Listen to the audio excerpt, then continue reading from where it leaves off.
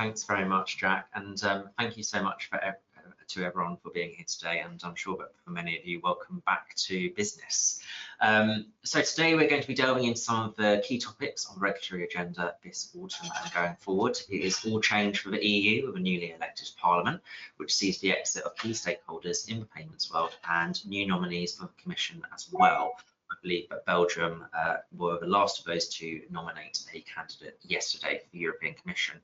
So yeah, as I said, all change, and this comes at the same time as firms ready themselves for the introduction of new laws such as DORA, or Digital Operational Resilience Act, and the IPR as well, or the Instant Payments Regulation, and as well as regulation that is currently being decided by legislators, including the Payment Services Package and that subject that we all love to hate, the Digital Euro. So before we get started, I wanted to give you all a bit of an introduction of what we do at Vixio. We are a RegTech company offering independent, authoritative and actionable regulatory intelligence for compliance, regulatory, strategy and development professionals. We help you understand the impact and opportunities for your business so you can stay on top of regulatory change to meet your obligations and identify growth opportunities. And as for me, as Jack was saying, I am Jimmie and I work as a senior journalist in Vixio's editorial team, predominantly covering the UK and EU. And I'm certainly looking forward to hearing what our speakers have to say today about some of the big changes that are coming up. I'd now like to turn to our brilliant speakers today, both of whom have contributed to my work at Vixio, and I know are experts in their or in the payments field. So Elie, let's start with you.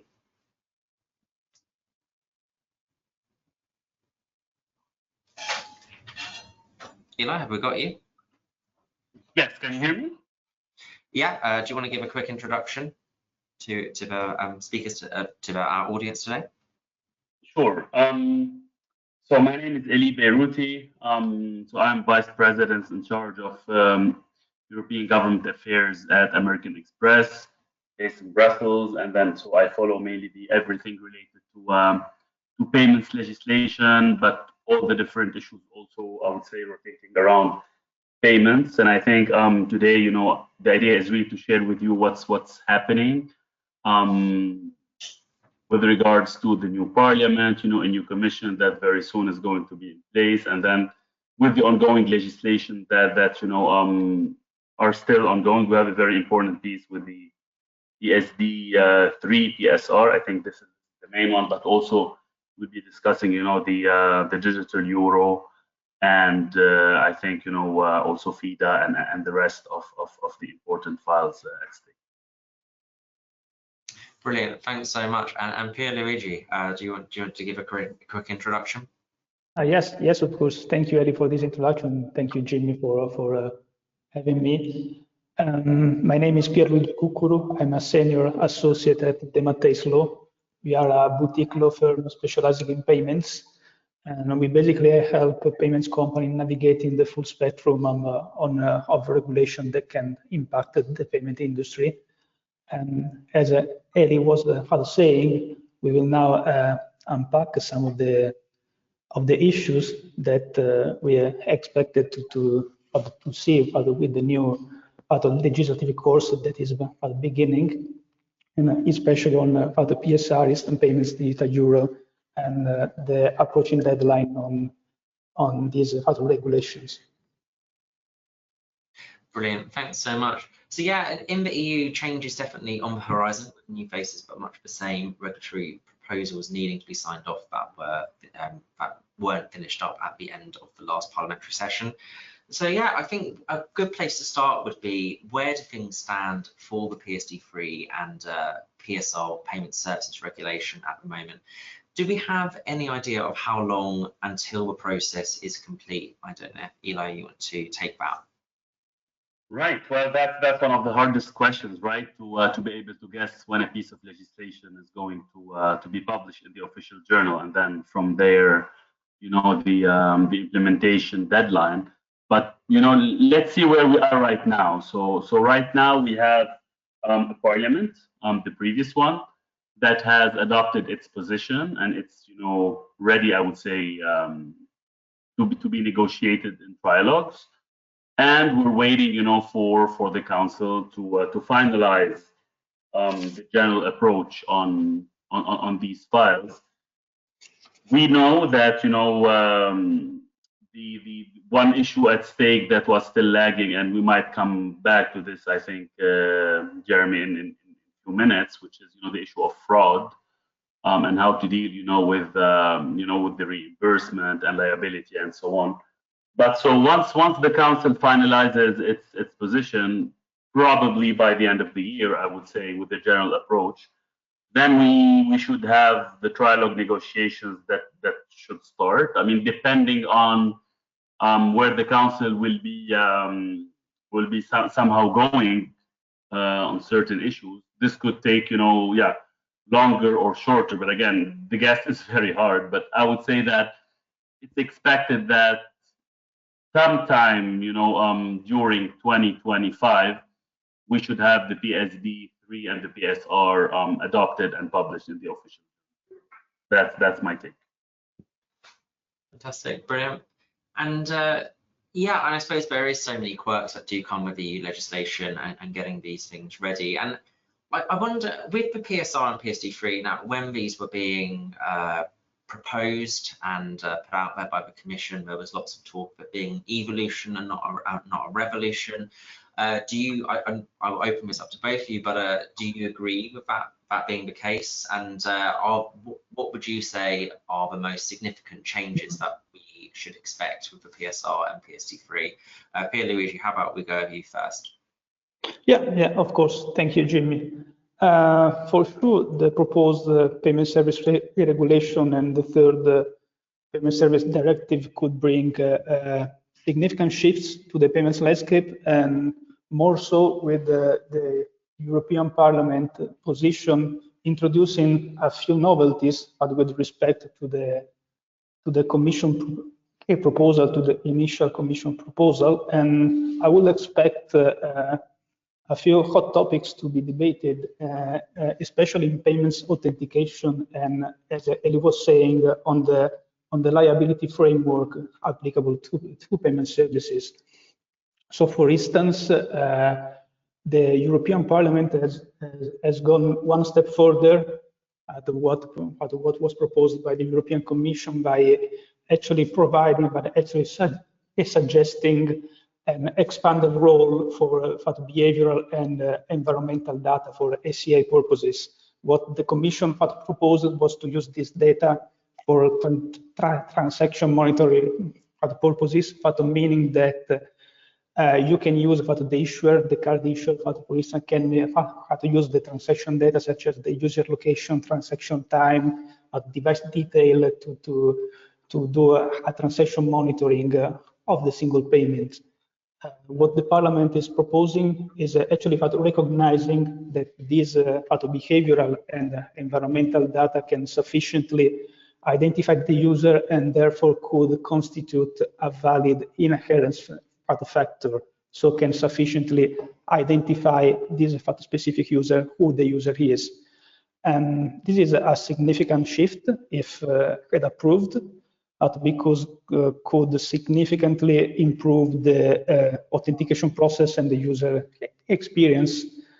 This will open the door to a more convenient and inclusive form of authentication. Let's call it a passive authentication, where the need for the user input is somehow minimized, as the PSP is able to identify the user through other types of data other than the input of the payer.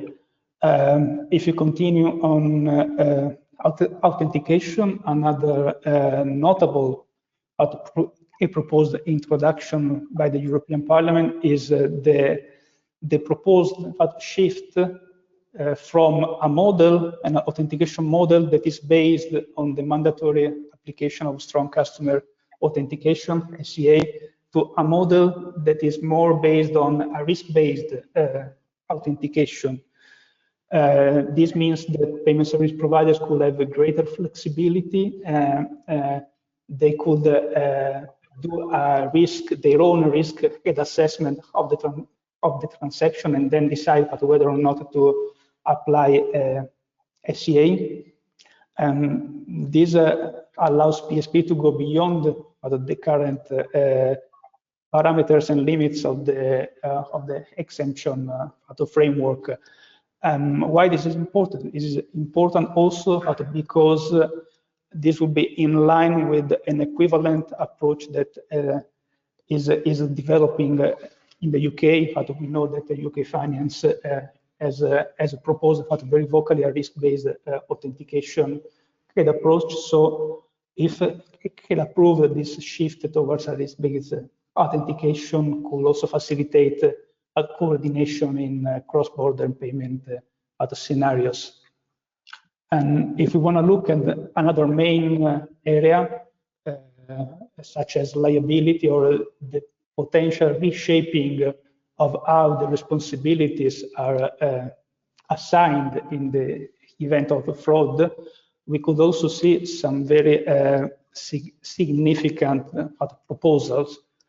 As a little bit of overview first, under PSD2, that payment service providers are in principle not liable for authorized transaction, but provided that SCA was correctly applied, while the PSR now takes somehow a different approach.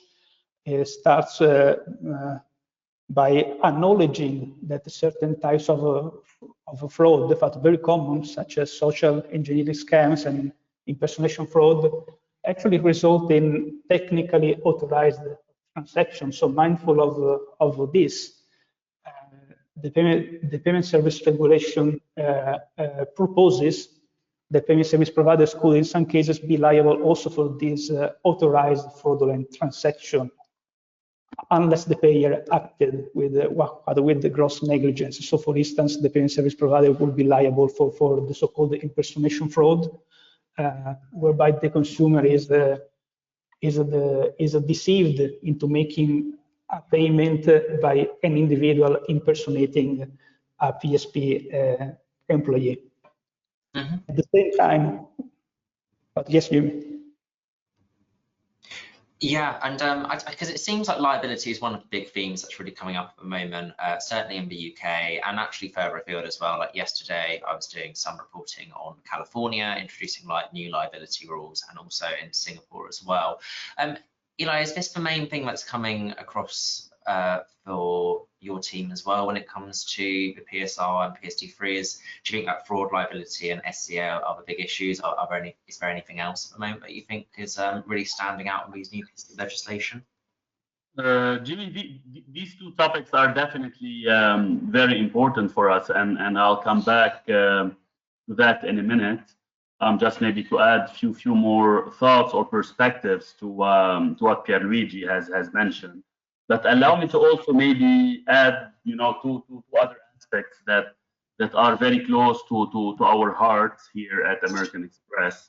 One is surcharging, which is a topic that you would be familiar with, especially from some previous time where whenever you were buying a good or service online, you could be asked, depending on which means of payment you are using, to be paying a few extra euros just because you are using one type of card or another. PSD2 has addressed partially the problem of surcharging by forbidding it for all cards that were regulated by the interchange fee regulation, and then for the rest of the cards or the means of payments that were not covered by the interchange fee regulation, the PSD2 left it to member state, to each member state to decide whether to allow or ban surcharging. And so during the implementation of PSD2, many countries decided and acted in legislation to ban surcharging altogether, so fully banning surcharging across the EU. That's the case, of France, Italy, Spain, Belgium, and many other countries. Actually, I think 16 countries have banned surcharging altogether. And then few countries are well decided to keep what we call differentiated surcharging. So allowing surcharging for certain type of cards and then banning it for the regulated cards under the IFO. And so here comes PSD3 and PSR, and we believe it's a great opportunity, to have surcharging fully banned altogether. And that's also what the Parliament has decided in its position that I mentioned, a few minutes ago. So surcharging and the full ban of surcharging is definitely very important for us. We hope that that's something that the council will also have in its general position, because we believe this is genuinely positive for consumers, and it also somehow addresses the harmonization problem, because right now we have different really rules in different member states, and it's very hard to navigate through these rules across the EU. So it's a great opportunity to correct that and have a full ban on surcharging across the EU. So that's definitely an important issue. So coming maybe back to SCA, I think one development that we have also seen in the Parliament text, it's something related to what we call behavioral biometrics. And so behavioral biometrics are possibilities to authenticate a payment under the inherence factor, but based on the behavior of a consumer, and not only on a physical factor like a thumbprint or eye print and so on. So we have for long advocated that behavioral biometrics could guarantee extremely efficient results. There was no legal certainty around this point whether this is a valid factor under SCA. The good news here, I would say, for technology in general, is that the Parliament believes that this is the case. So behavioral biometrics should be allowed as a valid factor for SCA under the inherence category. And we also hope that the Council is going to follow this path.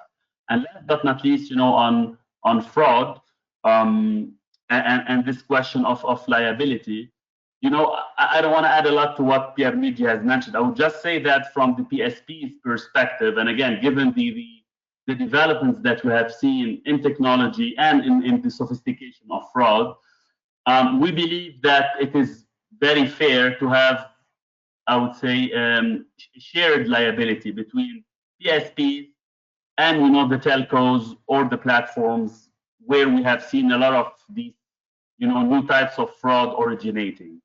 So again, without going too much into the details, how the liability should be designed and who should take what, etc. I think as a principle, there should be a shared liability between all these actors and not have the full liability only supported by PSPs. No, absolutely, and that's definitely a huge debate that we've seen play out in the UK in recent years, as authorised pressure payment fraud has spiralled. That case of whether social media firms, for example, should be held more accountable. And I did notice that the MEPs did agree in their position that social media firms could have more accountability there when it comes to liability for fraud. Is this something? Have you seen this happen as well on the council side? Are we do you think that would be something that could come up in negotiations, or is that just a focus of MEPs at the moment? I don't know if you've seen more of what the council's considering in that regard. Look, the council has been discussing this issue of fraud for quite a few months. So those of us who have followed a bit the negotiations and the agendas for now, several months, I would say. First, you had this issue of again what should be covered and what Pierluigi has mentioned, and I think very soon they will start discussing this liability and shared liability, or from I would say the other side. They were really occupied by knowing the consumer side, yeah. So having, I would say, as much consumer protection as possible, and again that's what Pierluigi has mentioned. And I think for quite few weeks we expect that they will still be occupied by this issue. So I would say, Jimmie, that's definitely where the negotiations are, focused for the time being, and I expect this to continue for a few more weeks, if not months. Absolutely, and Moving on as well to the digital euro legislation. So one of the other big pieces that came out of the payment services package was the single currency package in 2023, and a big part of that was the regulatory plans from the Commission for a digital euro. And it'd be good to know what's happening now with digital euro and how firms can prepare for this. You know, Pierluigi, is this something that you could speak to perhaps? And also, is this something that's coming up with clients of yours at the moment? Yeah, of course. Thank you, Jimmie. Yes, as you said, the digital euro was another very important piece of legislation, but the work around the digital euro is actually progressing quite steadily, in particular at the technical level, because the European Central Bank is dedicating significant resources to this important project. We are now currently in the middle of the so-called preparation phase of the digital euro. The preparation phase began in October last year and is expected to conclude by October 2025. This preparation phase will be basically dedicated to focusing to fine-tuning the technical and the functional aspects of the digital euro, so actually to shape how a possible potential digital euro could be. However, on the regulatory front, progress has been a little bit slower. Alongside the PSR proposal, the Commission in June 2023 published a draft digital euro regulation.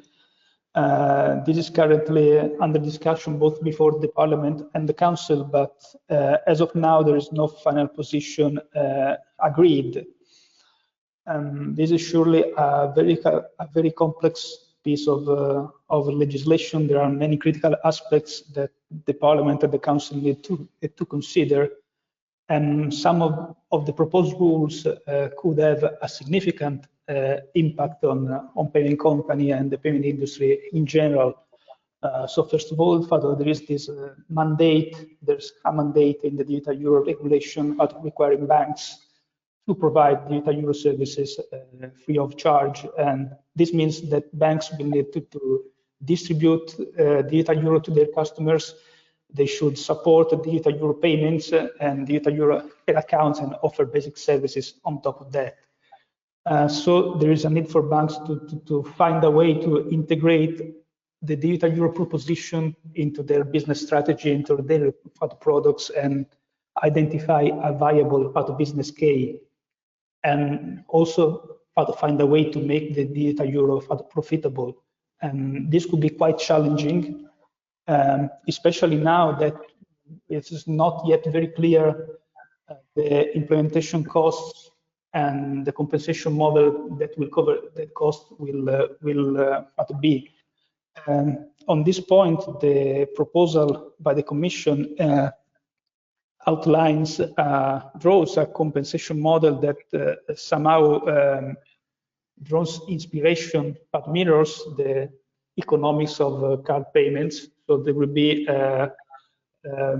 digital euro payments free for consumers, so to encourage a widespread adoption, and then there will be capped fees for a payment service provider and merchants, and these fees will be capped according to a methodology set out in the regulation itself that takes into account various factors, including costs, profit margins, and fees of comparable means of payments. The problem here is that this capped fee model and this calculation methodology may not be sufficient to ensure the financial viability of digital euro services. So in the worst case scenario, payment service provider might be required to provide the digital euro services at a loss. So this is an issue that has been raised quite vocally by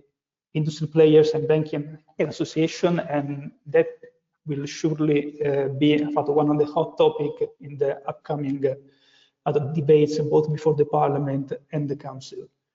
But this is just one of the many issues that are worth following in the digital euro file.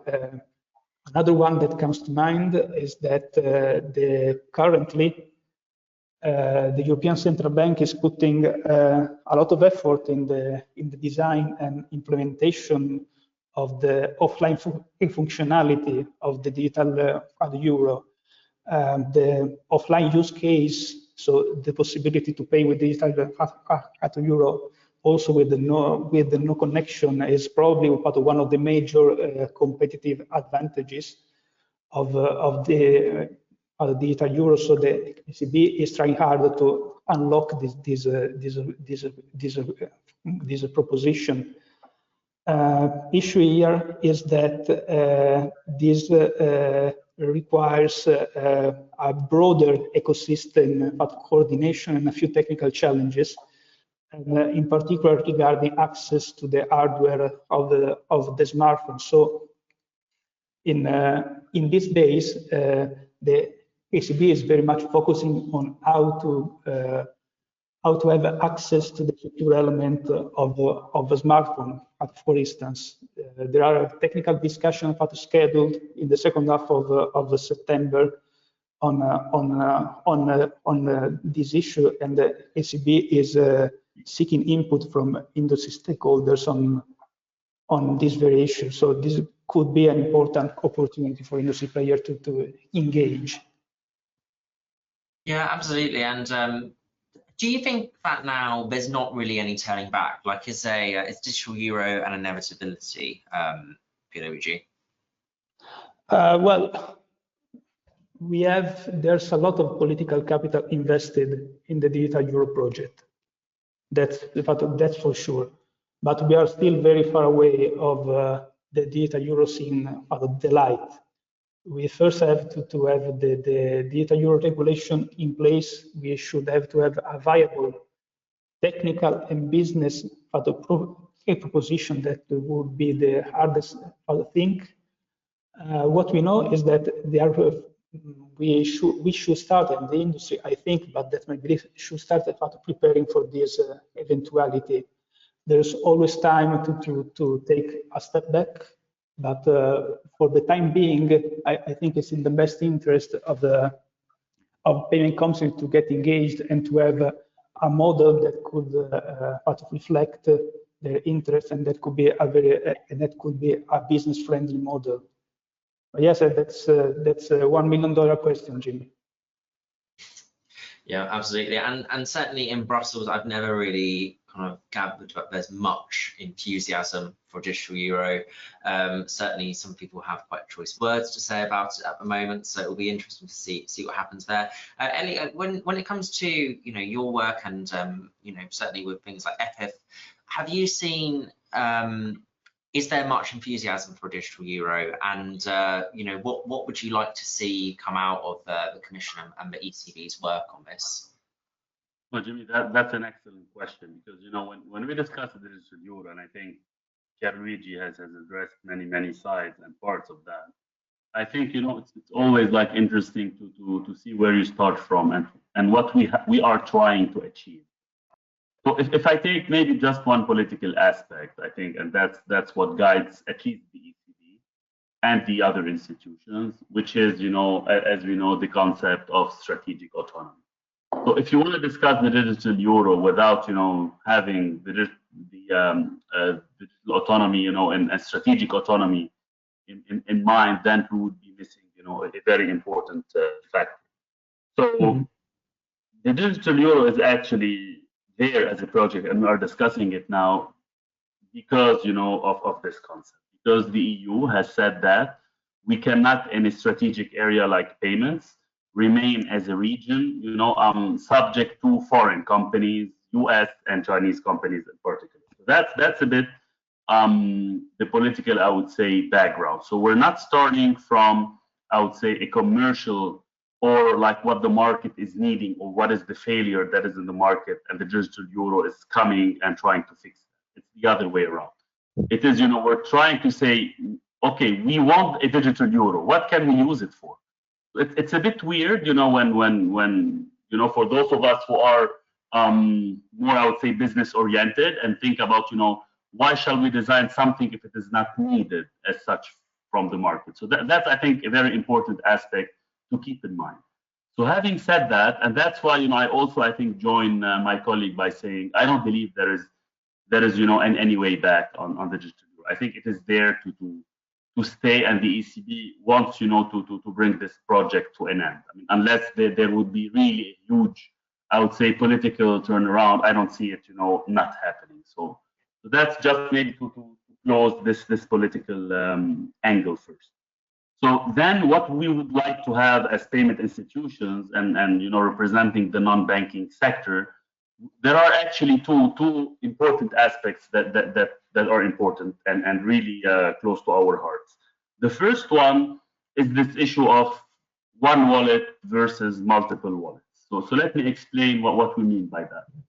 In the original design of the ECB, they wanted to have one wallet per citizen. So one digital euro wallet per citizen, meaning that you could have this wallet with one provider. We believe most likely this is going to be your bank, which means, then that as a payment institution, as an innovator, you have less incentives to be, innovating in the digital euro or around the digital euro to propose services there, in case you cannot really, provide these services to the customer, because, by default, the customer is most likely going to go for his bank if there is only one wallet. That's why we believe, and we were, lobbying very hard, the Commission and the other institutions and the ECB, to say, why can't we have multiple wallets and then let the consumer, choose,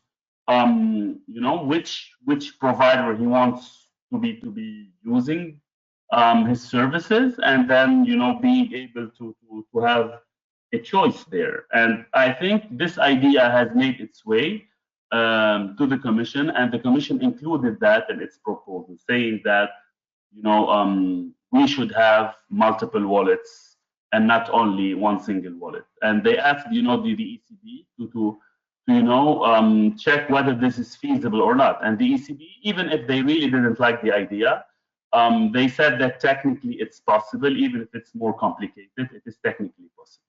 So that's for us really important to keep, because this would mean you would have more competition. This would mean that many providers will be able to propose their services, and not only have one wallet per citizen where only one provider can propose the services around the district. That's a very important point.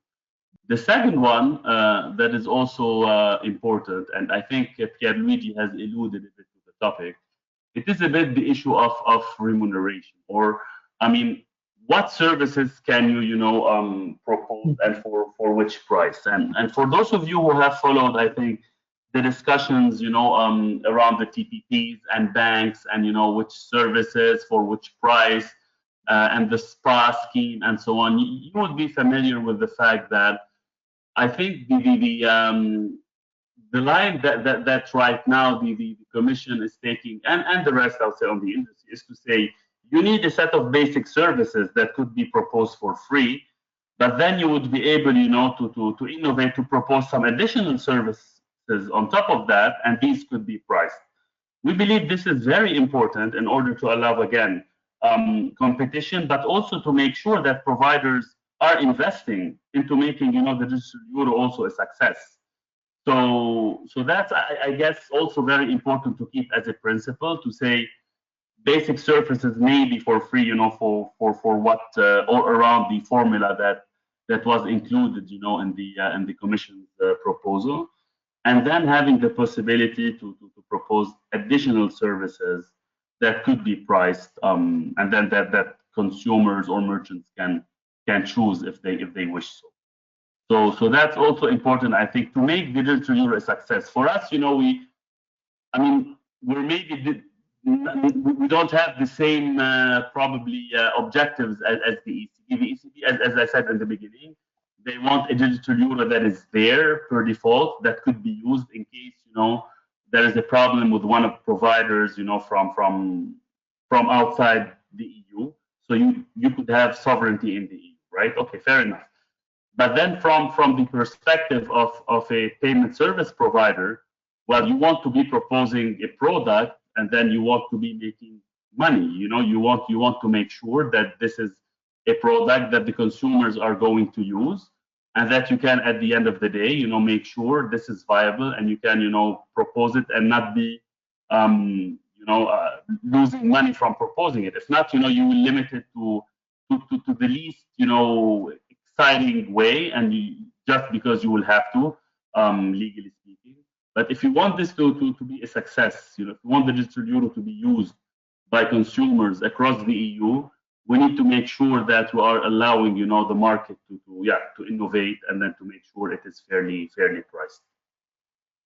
Yeah, absolutely. And just to follow up on that, and this question is to both of you, but do you have any ideas about, because I remember when the EU when the Commission first brought out the idea for a proposal for digital euro legislation, and they were saying about there being ways you could innovate on top of the legislation, for example. Do you have any ideas of how companies could actually do this? I don't know if that's something that people are going to want to discuss at the moment, but yeah, if you haven't, like, do we have any ideas of what services could be offered that could make it valuable to banks and payments firms?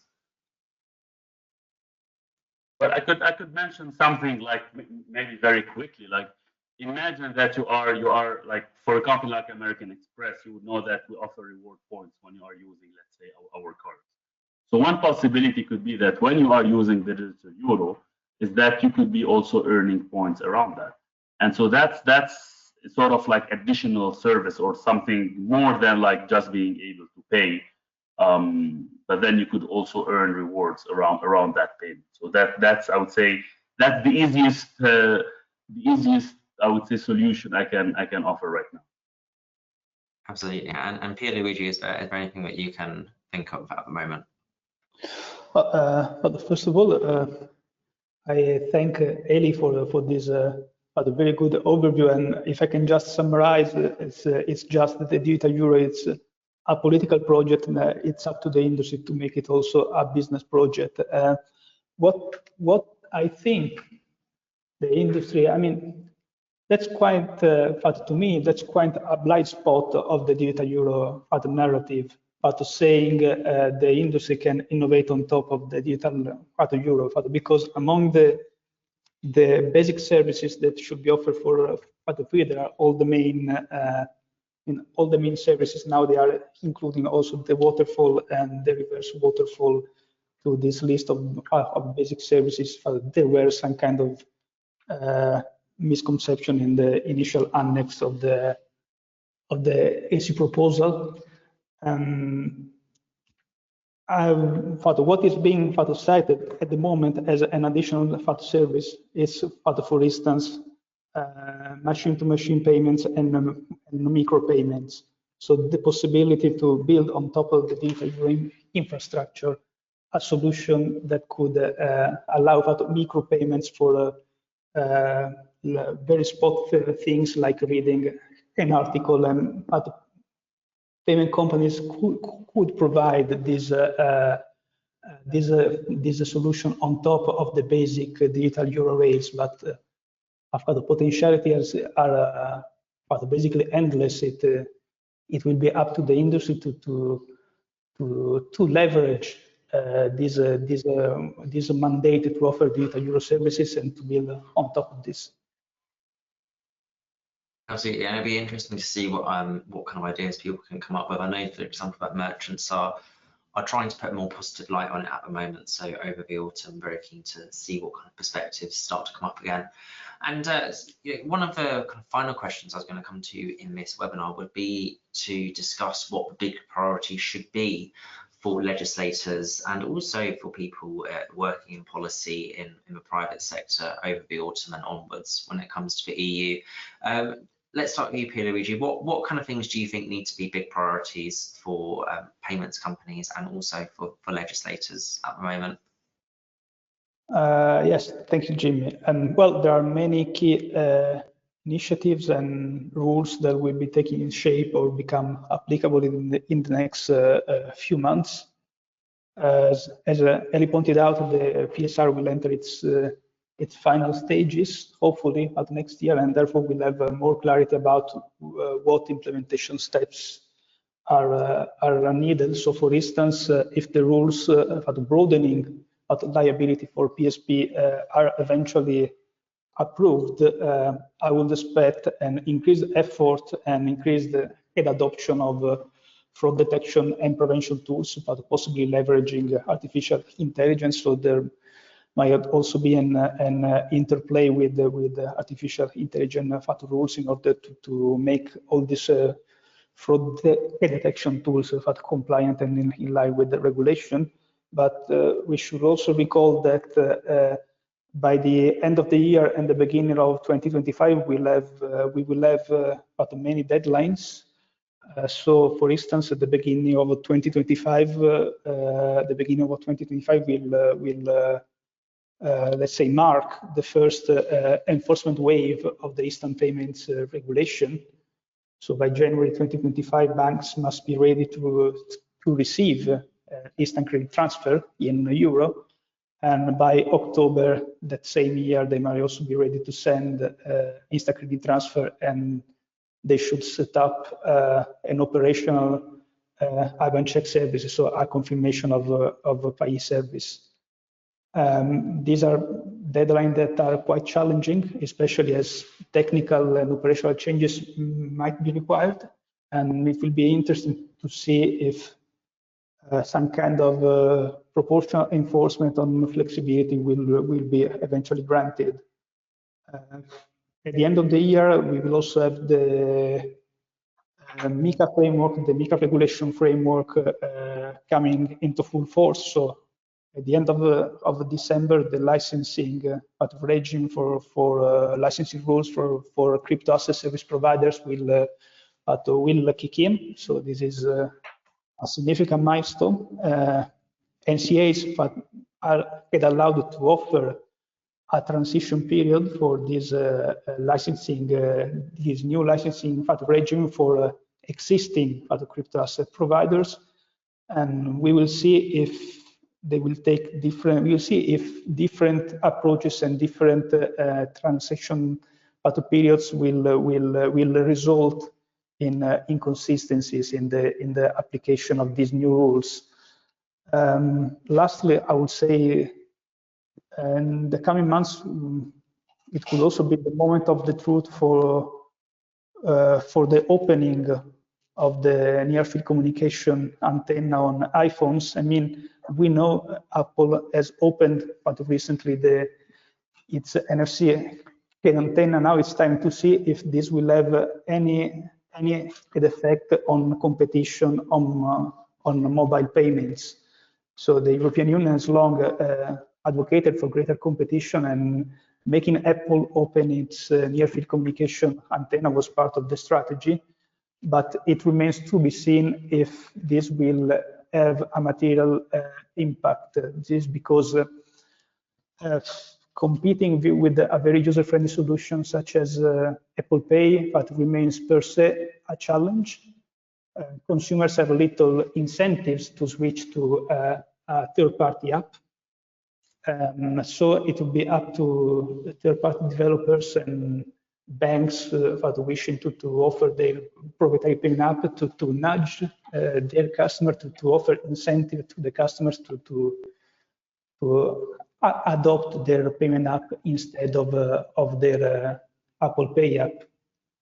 So that these are a few things that comes to mind. Yeah, absolutely. And certainly I was thinking with Apple's NFC, I mean, that's coming at quite an interesting time, certainly with the amount of change that there is in the payments world, with also with what's going on with Beyrouthy, or with the European Payments Initiative and other initiatives that are taking place in the EU at the moment. And I'll come to you as well, Elie. What kind of things do you think should be the big priorities for payments firms and legislators this autumn and onwards? It's always hard, to come last, because most of the interesting things have been mentioned by Pierluigi. But I'll try, to maybe add few other, I think, issues that should or could keep us busy for the next 4 or 5 years.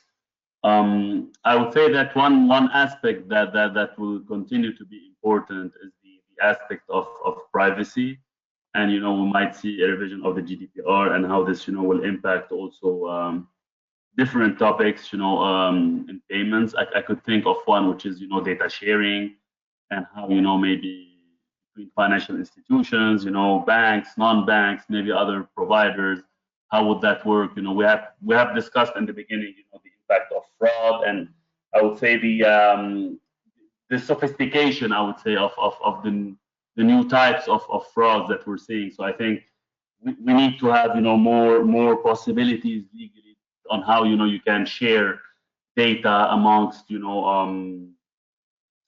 the private sector in its whole. So maybe not only financial institutions, but maybe other players that are involved in the process as such. So that's one aspect. You have another one which is as equally important, which is all the AI, I would say, and its application. We know in the EU we have the AI Act now.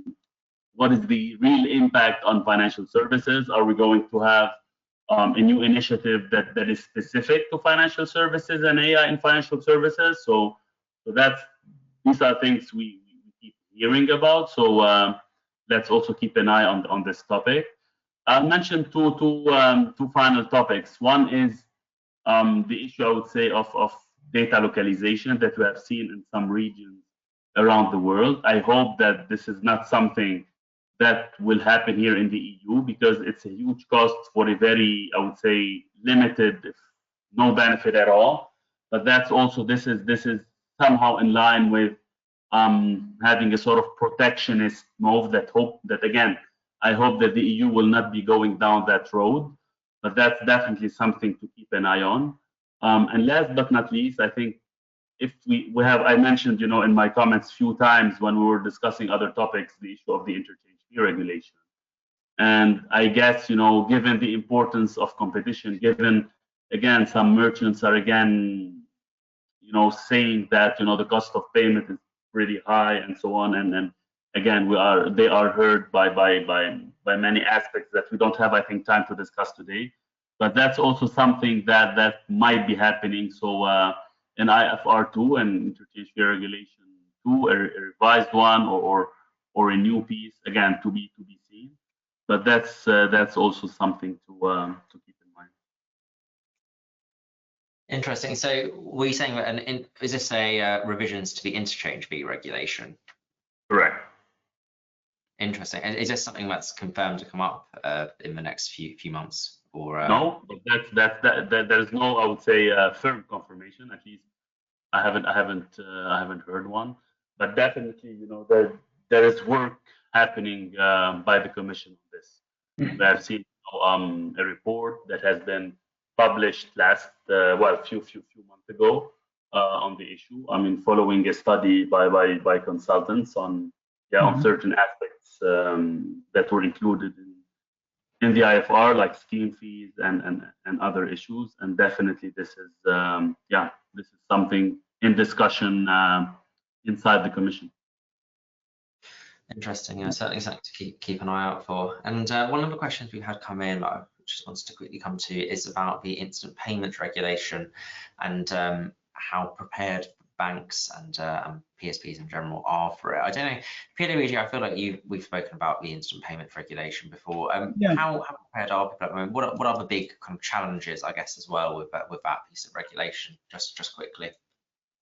Well, I think one of the biggest challenges is the fact that time for implementation is very short, but deadlines are approaching fast, and it really depends on the countries. We have a patchwork of implementation of instant payments, but we have countries that are already very, let's say, proficient, that still use instant payments on a daily basis. There are other countries that are lagging a little bit behind. But as I said, the first deadline is on January 2025 on the receiving end of instant credit transfer for banks. But payments institution and e-money institution will have more time. and October 2025 for sending instant credit transfer. And then we'll have I would say an interim deadline, because it's not up to PSP, but that is more of something that would allow non-banks to reshape a little bit their business model. But because we should be mindful that by April 2025 is the deadline for national countries to implement, to translate the amendments of the settlement finality directive introduced by the instant payments regulation, and allowing non-banks to access the payment system, designated payment system. So that could also be a milestone to follow. Interesting, nice. Well, thank you so much to both of you for coming along today. I think it's been, despite our technical issues, it's been a very interesting webinar. We've managed to cover quite a few different changes that are going on in the EU at the moment. And please, everyone who's attended today, keep an eye out for things that are coming up in the EU. And certainly at Vixio, I'll be doing my best to cover those changes that are coming up. I'm now going to pass back to my colleague Jack, who will just do a final summary for this webinar. Thank you, Jimmie, and thank you to our speakers. And of course, thank you to our audience for attending today's session. Once again, I'd just like to apologise for the technical issues that we had throughout the session. We will hopefully have this up and running again for the next session, so be sure to stay tuned for that. As mentioned at the start of the session, this webinar was recorded and a video will be sent to all attendees within 24 hours. Finally, if you have any additional questions about anything discussed in today's webinar, or would like further information and know how to stay tuned for future webinars, please visit vixio.com or email us at info@vixio.com. Thank you.